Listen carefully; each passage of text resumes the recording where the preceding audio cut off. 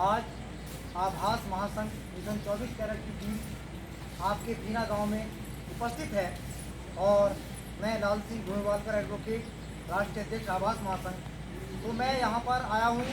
हम लोग जो है भंते जी के सानिध्य में 9 जुलाई को होने वाले संविधान जागरूकता महासम्मेलन में जो विशाल सम्मेलन का आयोजन किया जा रहा है, यहाँ पर जन जागरूकता अभियान के तहत हम लोग गांव-गांव घूम रहे हैं और संविधान जागरूकता महासम्मेलन में भारी संख्या में बहनों से, माताओं से, बुजुर्गों से, युवा साथियों से अनुरोध किया जा रहा है कि 9 जुलाई को भारी संख्या में नगीना हिंदू इंटर कॉलेज के मैदान में सब उपस्थित हो वहाँ पर, क्योंकि वहाँ पर 9 जुलाई को संविधान के तमाम ऐसे प्रावधान जो यहाँ की सरकारें मिटाना चाहती हैं, रोकना चाहती हैं, उन पर वहाँ चर्चा होगी।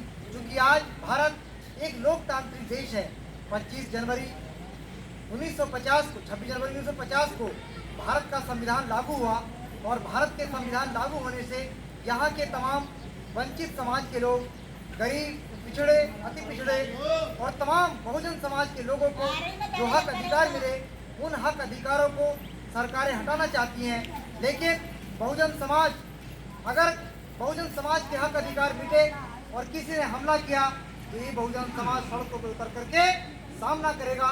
जैसे कि 2 अप्रैल 2018 को SC एक्ट के सपोर्ट में हम लोग सड़कों पर उतरे, सरकार को झुकाया और सरकार ने वह वापस किया।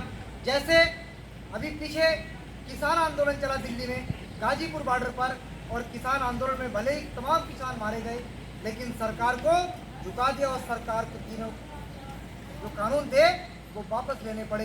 इसलिए साथियों, मेरे भाइयों, इस भारत लोकतांत्रिक देश में संवैधानिक आधार पर पूरे देश का शासन चलना चाहिए।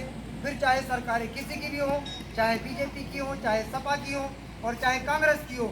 लेकिन होता क्या देश के अंदर, जैसे ही सरकारें बदलती हैं वैसे ही सरकारों की जो बदले की भावना से काम करने की जो भावना है वो बदल जाती है। इसलिए साथियों, मैं चाहता हूँ कि देश के अंदर कानून का राज हो, किसी की मानसिकता का या किसी धर्म का या किसी जाति का राज ना हो। इसलिए बाबा साहब के द्वारा बनाया गया संविधान वो सबके हित में है। और मैं बता दूं आज आपसे, अगर संविधान बचेगा तो सब बचेंगे और संविधान नहीं बचा तो कोई नहीं बचेगा। इसलिए लोकतांत्रिक शासन व्यवस्था में वो हर गरीब आदमी, वो हर मजलूम आदमी, वो हर बेसहारा आदमी, वो हर उद्योगपति, गरीब, अमीर, सब लोगों के हित और अधिकार संविधान में सुरक्षित हैं। इसलिए हम सबका कर्तव्य बनता है कि इस देश के संविधान को बनाए रखें, मजबूत करें, संविधान में लोगों की आस्था बढ़े, ताकि हमारे आने वाली पीढ़ी को अच्छा मौका मिले जीने का, हक अधिकार के साथ, सम्मान के साथ जिए। यहाँ की बहन बेटियाँ सुरक्षित रहे, सम्मान रहे, यहाँ के युवाओं को रोजगार मिले। यहाँ पर देखते हम लोग अस्पतालों में तड़पती मौत देखा आपने, कोरोना के टाइम पर कितने लोग मारे गए, ऑक्सीजन नहीं मिल पाया। तो साथियों, आज लोगों के हक अधिकारों की बात नहीं हो रही, सिर्फ हिंदू और मुसलमान की बात हो रही है। जबकि गांव में हिंदू और मुसलमान एक साथ रहते थे और आज भी रहते हैं, लेकिन बीजेपी, भाजपा सरकारें इन हिंदू और मुसलमान का जहर बांट रही है और इसी जहर बांटने में, देश के टुकड़े करने पर आमादा है सरकारें।